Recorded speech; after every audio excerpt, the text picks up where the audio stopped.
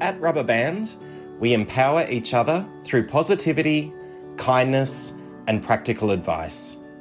Join a community of thousands of peers who understand the unique challenges you face. Rubberband. Company agnostic, low ego, high empathy, always supportive. Welcome, listeners, to today's episode of the Rubberband podcast, where I am joined by special guest Daniel Mawdsley, and this is our second instalment of Talent Tech. Daniel joins us from SkillSociety. Now, before we begin, I would like to acknowledge the traditional custodians of the land that I live and work on, the Wadawurrung and Dja Dja Wurrung people. I recognise their continuing connection to the land and waterways. I pay my respects to their elders past, present and emerging, and I would like to extend this to all Aboriginal and Torres Strait Islander people. Welcome, Daniel from SkillSociety. How are you? I'm good. I'm fantastic today, actually. For a Monday, I'm feeling positive, really good. Yeah, positivity in the air. That's the theme of 2025, I think. It feels like everyone's feeling really optimistic about, well, at least industry-wise. In terms of the world, we're not feeling optimistic, but I think talent industry, we're feeling good, right? 100%. Yeah, that's the vibe that I've been getting. I think, it feels good for them and it feels good for me. And I'm like, yeah, let's jive. It's good.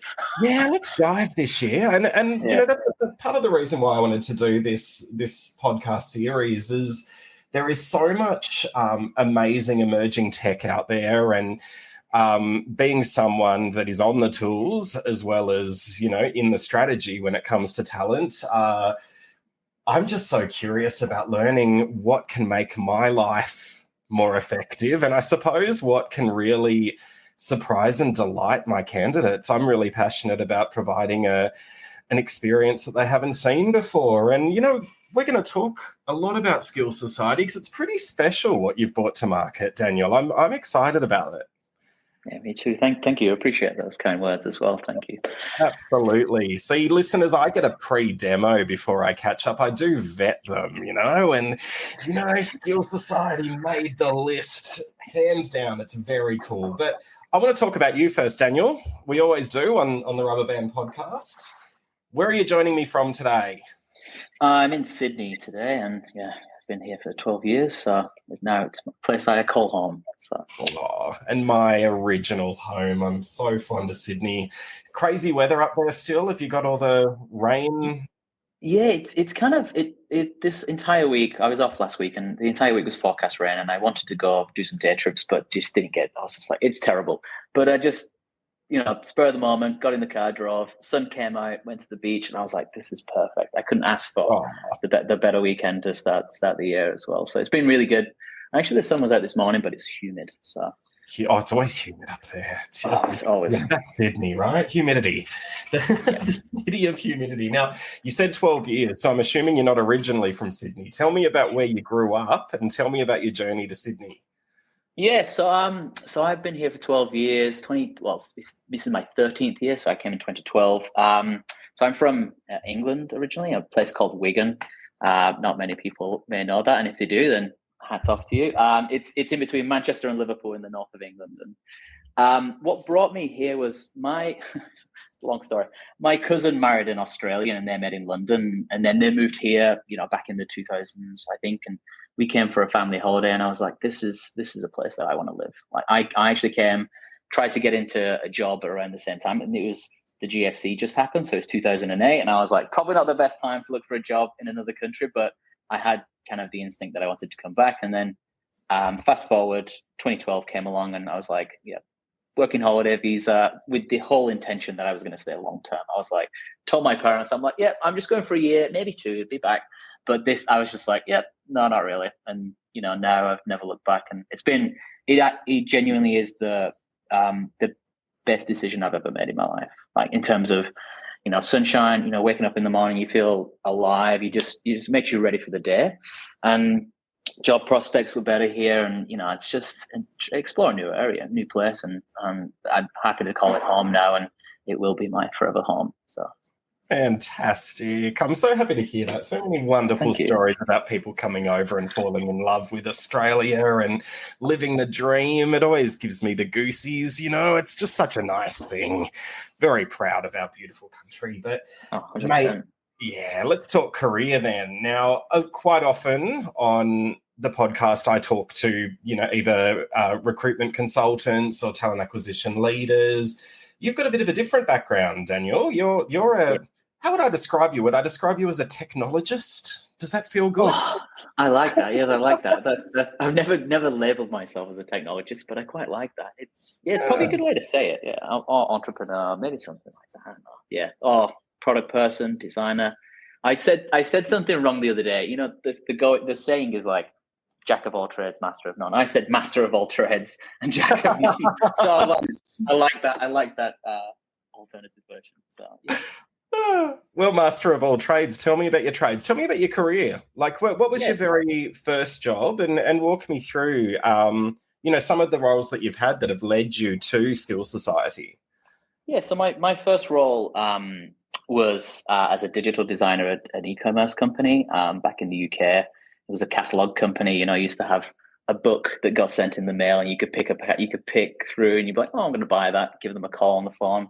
I was obviously online. It was digital, so it was very much trying to sell the leftovers of things that haven't been sold. But it kind of really taught me a lot of invaluable lessons when it comes to like structure of business, working with people. We were very fast paced, like good problem solvers, and this was back in the day when eBay just started having their own branded kind of e-commerce websites. So we were one of the first businesses in the UK to do that, and it was a pain, to put it that way. We were working with really aging tech, and it was up to us to kind of make the best of both worlds. And and that was my initial job, and I was going to Manchester at the time, and I always knew that I could do more than that. My passion was in creating products and designing and building things, and I basically learned design and coding as a hobby, just as a nice to have. And Wow. luckily, it's been extremely um, uh, you know positive on my career. My jobs after that were, so I went straight in from working for that e-commerce company to then working for myself and at a business partner in the UK. We did a lot of contractual work as well. I did that for around probably say like 8 years. We met a lot of interesting people. I can tell you some stories. Like, it's been very interesting. It was a really good insight into a structured business in that first role, and then looking at how other businesses, in more scrappy startup world or established businesses work and function. And I kind of got a feel for the excitement of bringing products to life. And we were working with this one guy, and he was. It was a time when there was a bit of a fad in the industry. Was you remember the fish in the fish tanks that nibble your feet? Oh Do you, my gosh, do that you was remember that? Yeah. and it was my worst nightmare. Like it just made my skin crawl. It's like when I go into the beach, I'm terrified. One time, I had a crab attach itself to my foot, and I think Oh, I was traumatized by that. So whenever I'm in the water, I'm like, oh, what's below? I can't believe people were doing it. yeah, no. If I'm happy to go in the water and nothing touches me, that's the best thing. But Right. but basically, this guy, yeah, he was an entrepreneur, and he's basically like, cool. Let's buy some fish. Let's find a glass maker. Let's find a joiner and put together a seat, and bring a product to life. And created a product that was basically a fish tank you sit on. Then created some stores, sold them off, and I was like, wow, it's amazing to see somebody who's just put together something like super scrappy and sold it Mm. for £12,000. And I was like, wow, that's just right time, right place, right idea. Not saying it's a sustainable business model, but it just sparks ideas of like what's feasible and what's possible. So really got me interested in working with different businesses, different stories across the entrepreneurial scene. And from my full-time work was around I at the time was very design focused, very front end focused, where my roles were, I always wanted to work in an agency where I want to work for Coca-Cola and I do like branded work for them, and Yeah. I get all the excitement there as well. So I worked in-house in-house at an agency where we were doing a lot of marketing stuff, a lot of go-to-market strategies and things like that, and with the digital strategy side of it.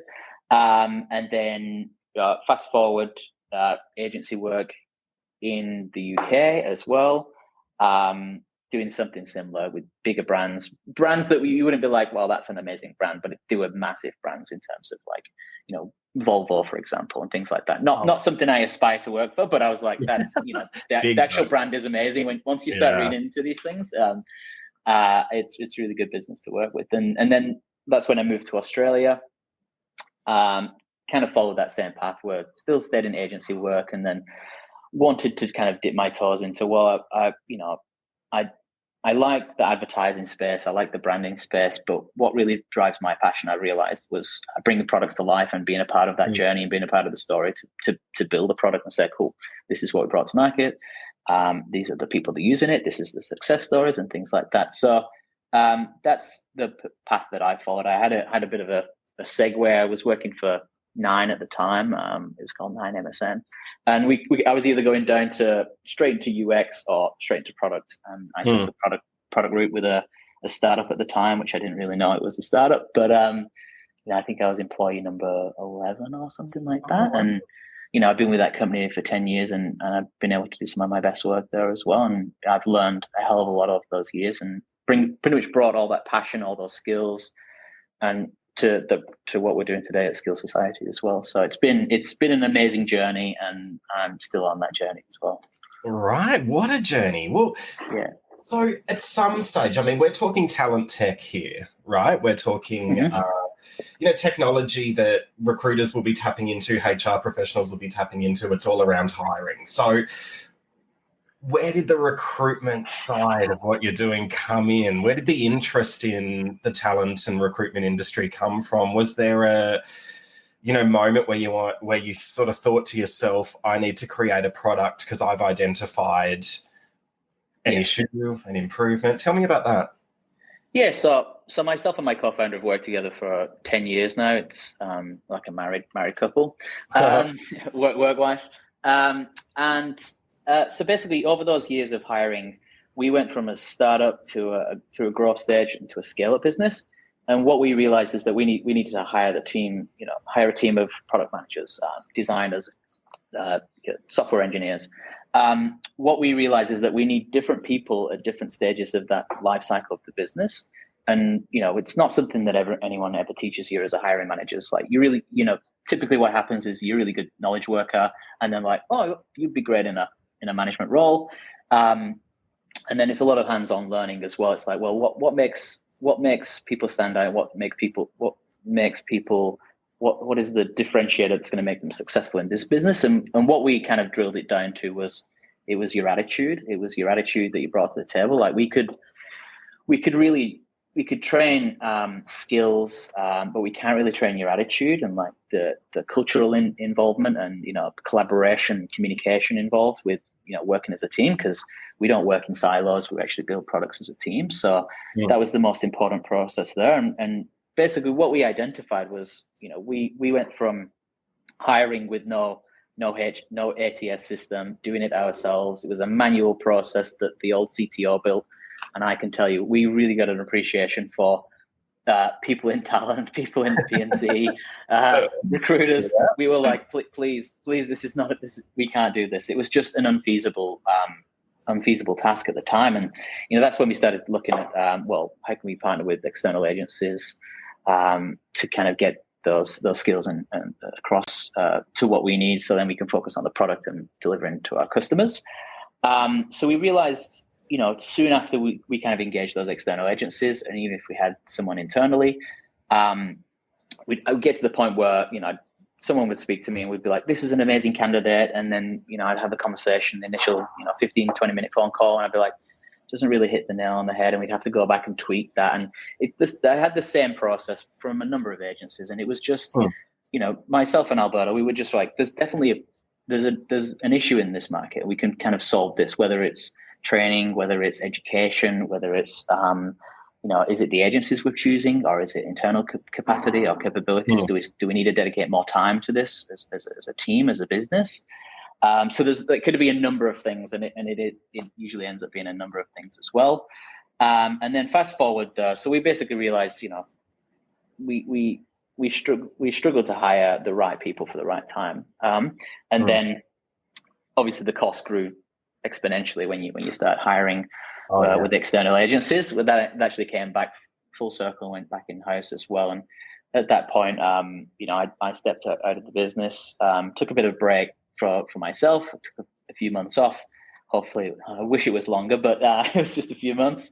And then as a candidate, I was torn between, do I enter the job market again or do I start my own business? And I applied for a few jobs and looked at the candidate experience side of it. And it was almost like you create this, amazing resume, put it into the ether, and then that's it. You just, fingers crossed, hopefully, hang on for the roller coaster and people get back to you. And then from there, we started just looking at like, well, what is this? What's happening here? Like, what's the problem here? Like, I'm applying for these jobs, but I'm not getting any responses. I'm not getting any automated emails. I actually had some referrals come from not that job, but from a different job. So when we started to look at ATS systems and then started to understand how they were kind of filtering candidates, I started to have that kind of light bulb moment from both the hiring manager standpoint as well as a candidate standpoint. And just reaching out to my network at the time to understand, is this a problem you're seeing as a hiring manager and it's a problem as a candidate as well? And it was extremely widespread, what we've been seeing as well, which kind of sparked, there's definitely something in this space that we can kind of put our product hats on and come and develop a product or a tool or a service or a function to kind of help this industry. And it's basically aligning the right people with the right businesses and being able to articulate your thoughts, have that initial conversation and make sure you're the right person for that role, as well as, there's a match on both ends. Yeah. And interestingly, when you talk about experience, I mean, our industry ourselves went through a period post-COVID where, we were inundated with talent acquisition professionals looking for work. And I think the reality really hit our industry when we were applying for roles ourselves and seeing poor experience. It takes a long time to submit an application. It takes a long time to format a CV. You finally submit your application with this level of excitement that you've gotten through that process and that you really want to work for this organisation, and then you hear nothing and, sometimes you don't hear even the outcome. You don't get to engage with, the talent professional or the hiring manager to be able to talk and represent yourself more. It just, when the sheer volume, it's just impossible to do it. I'm not saying that it's the fault of the industry. It's really the way the processes are and the way they've always been. And we're now in, an era of AI where, technology is there to take a lot of that away from us so we can have those meaningful conversations and we can improve that experience. And that's really where SkillSociety is playing a part, right? Oh, 100%. Yeah. So what we saw in as hiring managers, we saw amazing resumes, terrible interviews, or terrible resumes, amazing interviews. And it was not a one size fits all. You could be amazing.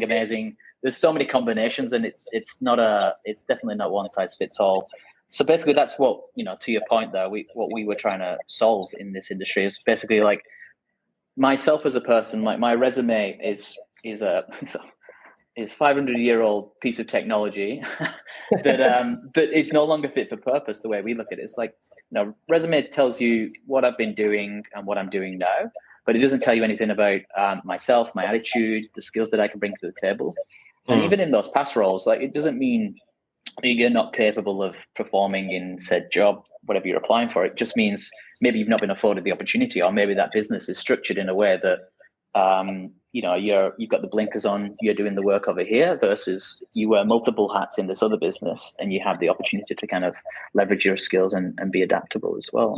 And so that's basically what we're trying to solve with this product we brought to market, is improve the candidate experience, improve the TA process in terms of efficiency. We can scale we can use interviews at scale, and then also it's kind of a win-win for both sides, and it gives the candidate an opportunity to sell themselves, talk a bit through their attitude and who they are as a person, answer some questions as well. Yeah. Excellent. Well, there's a statement on your website The first thing you notice when you open it up, spend less time screening and more time hiring with Alex. What does that mean? What does that mean? Who's Alex? So Alex is our AI agent, which is basically, he helps to screen and qualify candidates customized to each specific role and each specific business.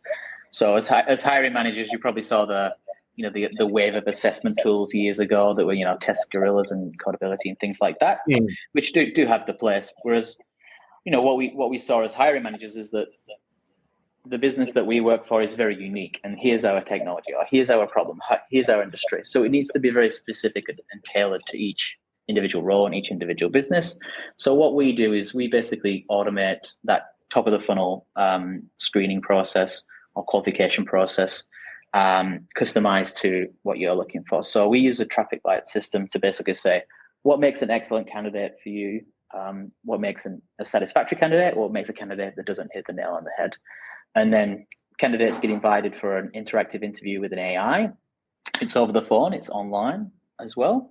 And they'll have a free-flowing conversation back and forward, and we'll ask them some behavioral and situational type questions to then qualify them based on, their attitude, the skills, the cultural fit, collaboration, depending on whatever skills and traits are required for that role. So, if a blue-collar role would be very different than a white-collar role, and remote or onshore as well. So it's basically, helping interviews be a lot more objective, measure candidates in a consistent way, as well as removing a lot of bias that we, innately bring as humans to that process. Okay, so as a candidate, I apply for a role. Let's say a talent acquisition professional has put up a role. They anticipate they might be getting 200 applications for that role. And the reality of the market at the moment is those are the kind of volumes we're looking at. So, we're having to reject 199 out of 200, right? It's not ideal. But conversion rate. Yeah, right. So the candidate applies for a role. Now, you mentioned that they then receive interaction with Alex, the AI bot, I suppose. I don't like using the word bot. I don't like the word bot, but I'm just going to say Alex, the AI agent. So how does that work? I'm the candidate. I've applied. What happens next? Yeah, so we piggyback off the back of automated messages from ATS systems, or if you don't have an ATS system, we can build something for you on that end. So basically, when a candidate applies for a job, we can either qualify them and shortlist them with our technology on our side. So we can ask a lot of questions around, salary expectations, full-time, remote time, work preferences, and any sort of combination of things you'd like. And we can either disqualify or qualify candidates based on the parameters you give, or we can basically invite all the candidates as another option, or as a tier, manager. You could basically say, well, as a manager myself, I can probably screen around 15 to 20 people for this role. Maybe I'll widen that funnel and double or triple that, and let Alex interview those people for me. And off the back of that, automated email. So when a candidate applies for a job, or the TA manager sends the email across, if it's manual or automatic, we basically send an invite to the candidate and say, we love your resume, love to learn a bit more about you as a human. We kind of want to dig a little deeper into some questions around, some specifics on the role. We want to invite you to an interview with an AI agent. So we're very upfront with that. We're very forthcoming with that. We give them context of why we're doing it as well. So we say, we're making our recruitment process a lot more objective and, consistent, and removing that bias as well. The interview can be done 24/7, so it's at your own leisure and at a time that suits you. And basically, what happens is the candidates kind of come into that funnel. They'll run through the interview. They get guided along the interview process there. For around 10 questions, it takes around 10 to 15 minutes, depending on how articulate the person is as well. And then as a manager, you get a daily email from ourselves saying, yesterday we interviewed 20 people, 5 were excellent based on your own custom criteria, 7 were okay, satisfactory, and the rest don't hit the nail on the head. And from there, you can kind of jump into the reports, listen to the audio, get a feel for the communication, how they answered individual questions as well, and then move to that next stage of the interview process. So we're augmenting that initial kind of screening phone call as talent managers or hiring managers basically doing that. And so from my side as a talent acquisition leader, I would be able to see qualified. I don't need to do my phone screening. They've been qualified against the criteria of the role or the skills that I'm looking for, whether that's technical skills or human skills. All of that kind of stuff has been, I suppose, the shortlisting has been done for me. I suppose what I'm... What I want to ask is, Alex, I mean, if I'm the candidate and I've said, yep, I'll go through that process to communicate with Alex. Alex doesn't sound like one of those recorded, please press 1 if your salary expectations are $70,000, please press 2 if you are an Australian citizen or resident. It's not like that, right? Is it? It's conversational? It's conversational, yeah. We actually use a service that's very premium. It costs a lot more, but it's a lot more natural sounding. So the voice you hear is a guy from Melbourne that's kind of pre-recorded a lot of this audio for us, and it sounds natural. It's more conversational, and it is not one of those services at all where can you tell me what suburb you're in? I'm like, I'm in Balmain. Did you say Drummoyne? I'm not Balmain. Yes. That's exactly what I was thinking. That is the worst experience, and I had a mini heart attack, panic attack the other day from the same experience. And yeah, ours is more free flowing. So you could give it a call and say, actually, I'm feeling a little nervous. AI is going to react and say, it's completely understandable, Daniel, to feel a bit nervous in these things. I'm just here to kind of collect your thoughts and get some answers and questions from you, and kind of guide you through this process. Take your time. You can ask for things to be repeated. You can ask additional information or clarification and things like that, and follow-up questions as well. So it's very free-flowing conversation. We basically say, here's the questions we want to ask as a specialized recruiter in X business. You're specializing in hiring in this business. These are the questions we want to ask. Don't go off the guardrails too much. We need to kind of steer the conversation back to capturing those answers.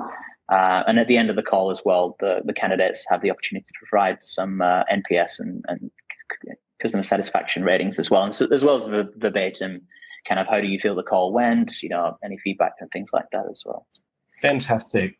And then from a talent professional side, we log in, we see a transcript, or do we see a summary, or do we need to then watch or listen, back to, because it's audio only, I'm assuming. So do we then listen back to the call? How does that all work? Yeah, so on that daily email, you get the qualifications basically categorized as, satisfactory, high, excellent candidate, and candidate doesn't hit the mark. You jump into a report and it basically says how they qualified against your customized qualifications. We do an assessment of how the communication was in general, so structured thinking, soft skills, articulation, topical knowledge, and really high level. How did the call go? How did the interview go? And then we give you a question by question analysis of how they scored based on that same traffic light system. So they answered these 4 questions excellently, but these ones were not very good. So it kind of gives you visual indicators to understand. Maybe I'll follow up with that as well. Maybe ask a bit more probing questions on, Daniel's technological ability in X, Y, Z, or whatever questions are relevant to your business. So it's a visual report, very interactive. You can listen to the entire audio, or you can look at the transcript and just jump to the candidate's answers to understand how they answer specific questions. It's a lot easier in that aspect from a time management perspective. And all the reports and all the qualifying questions and get pushed to your ATS as well. So you don't necessarily need to leave your ATS system. If you send the candidates to us, we basically notify you and push it back to the ATS as well. We do have a dashboard where you can kind of jump in and see everyone's reports all together and filter based on whatever unique parameters you're looking for, and then look at the NPS and the verbatim feedback as well to kind of deep dive into that. But we're very aware that it's a time poor industry to begin with, so we want to make it as frictionless as possible. So that's why everything gets synced. It gets synced back to your ATS at the end of the day. That's where the data is going to live. Excellent. And that'll be a question from our audience, right? I mean, some of us could be PageUp, could be Workday, could be Smart Recruiters, could be Team Taylor. I mean, there are so many different ATSs, right? And they all serve their purpose for the right organisation. You know, none's greater than the other. But I'm curious to know, how easy is that integration? Because that's the fear for us, that we have loads of different platforms that don't speak to each other, and that, you know, I've been in that situation. It causes a terrible headache. So how seamless is that integration process? It's very seamless. So on our dashboard, you can basically click and automatically sync and integrate your specific platform. It's a very simple integration from our end. It gets a bit more complicated if you're looking for a bit more customization, depending on, you know, certain triggers and things like that. But what we deliver is we give you the qualification, we give you a link to the report, as well as any what the results are as well, based on how that candidate performed as well. So data's always there, is always accessible. That those kind of parameters kind of come across as an activity or a notes, and that's kind of consistent with almost every ATS we've looked at anyway. So. Amazing.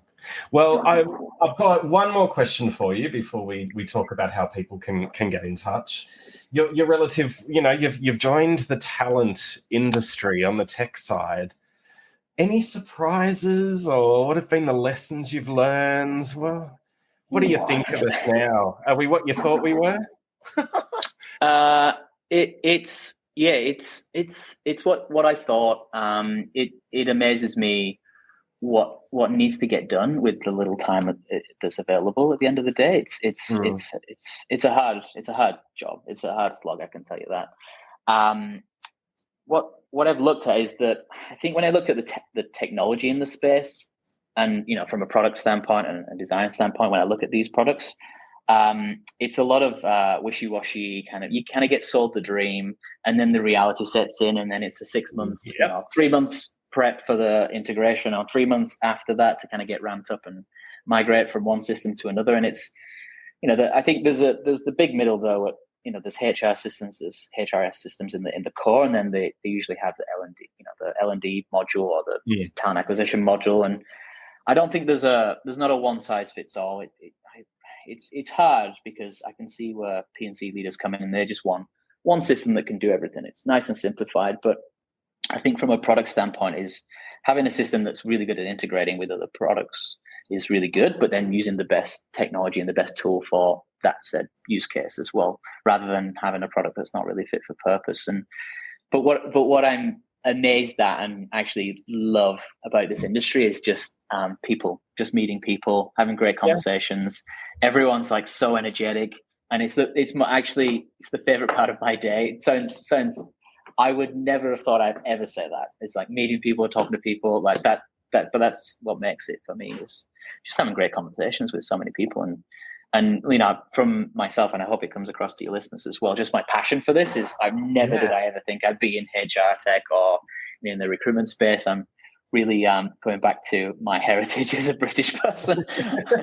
But I'm super excited about it. And there's just so much opportunity to innovate in this space, whether that's, you know, for us, we're looking at the TA function and the L&D side of it, and then, you know, how, you know, hiring over here influences the skills gaps, or, you know, skills internally kind of influence additional hiring when it comes to new stages of a business as well, and helping people as best as possible and trying to solve problems, which is my middle name, I think.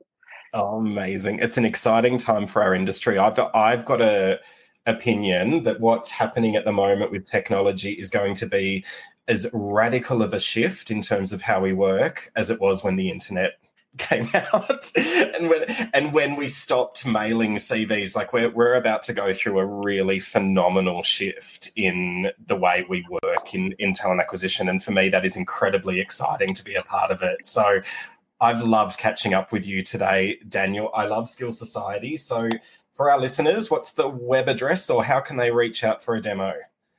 It's skillsociety.com.au, or you can reach out to me directly at daniel@skillsociety.com.au, or my phone number. I mean, that's available as well. It's a business line. It's 04. Oh God, you're testing my knowledge now, aren't you? Hey, that's all right. I'll share your phone number. That's all right. Yeah. That's all right. I'll pop that in the podcast details. So, unless you've just remembered it, I don't know. Can we save it? Can we save it? I think it's. I reckon it's 04, 03, 962, 102, 103. Put it in the details. That is so funny. That's good. It's in the summary. Yeah, that's amazing. Well, Daniel, thank you so much. It's been an absolute delight catching up with you today, and congratulations. I can't wait to continue watching the success story of SkillSociety. You're a legend. Thanks, mate. Appreciate it. Thank you so much. Take care. Bye-bye.